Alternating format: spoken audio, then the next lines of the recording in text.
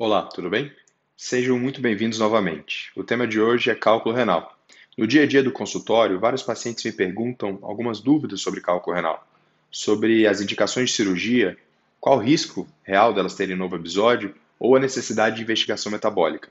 Eu pretendo responder essas perguntas e outras nesse breve vídeo.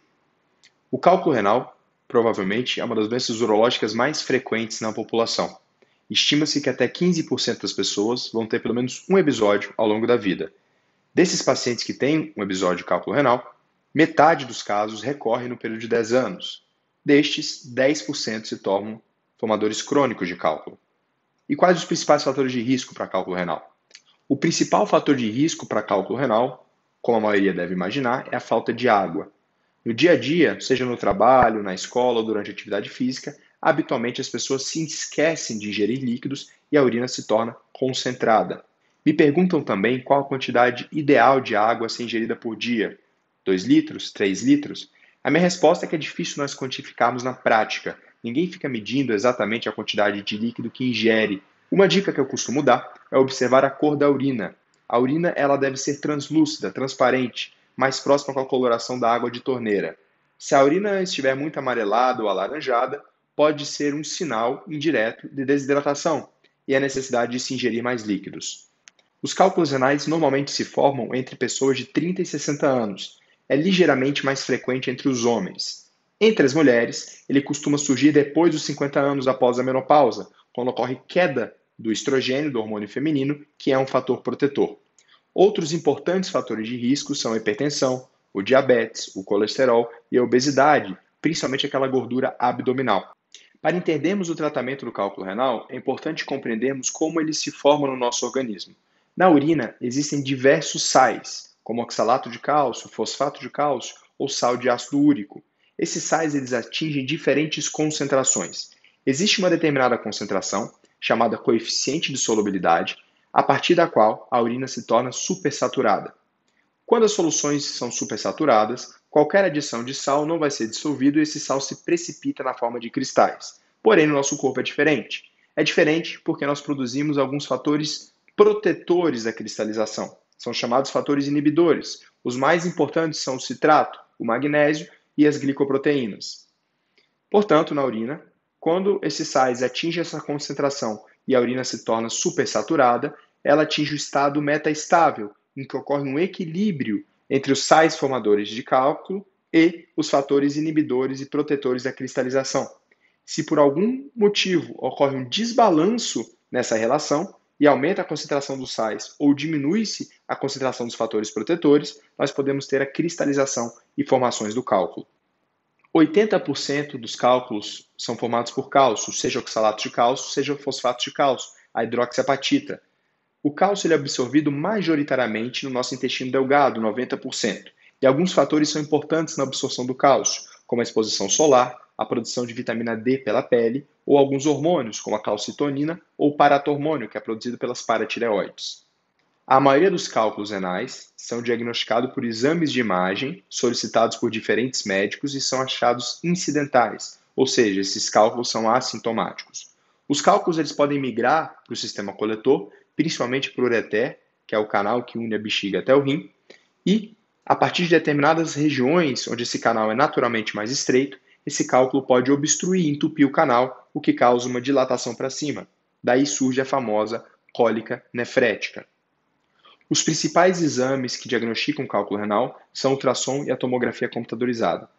O ultrassom ele costuma ser o primeiro exame solicitado porque ele é mais rápido, mais barato e mais acessível, mas ele possui algumas limitações. Ele tem dificuldade para visualizar pequenos cálculos, principalmente no terço médio do ureter, ou individualizar cálculos em pessoas obesas.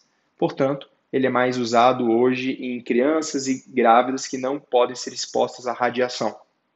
Já a tomografia computadorizada é o melhor exame disponível, tem uma taxa de acerto maior do que 95% e normalmente é realizada sem contraste. A cólica renal é caracterizada por uma dor muito intensa abaixo das costelas, na região lombar, que irradia para a região inguinal, para a região da virilha.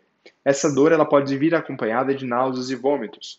Quando a dor está associada a sangramento na urina, aumento da frequência urinária, febre ou calafrios, podemos estar diante de um quadro de infecção renal o que configura um quadro mais grave que precisa de tratamento mais agressivo.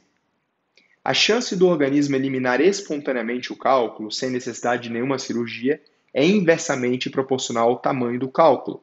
Cálculos de até 6, 7 milímetros têm uma taxa de eliminação de até 75%. Para cálculos acima desse valor, a taxa de eliminação cai para 50% ou 25%. Então, se tivéssemos que imaginar um número mágico, a partir do qual o risco de cirurgia aumenta muito, seriam cálculos de 6 a 7 milímetros.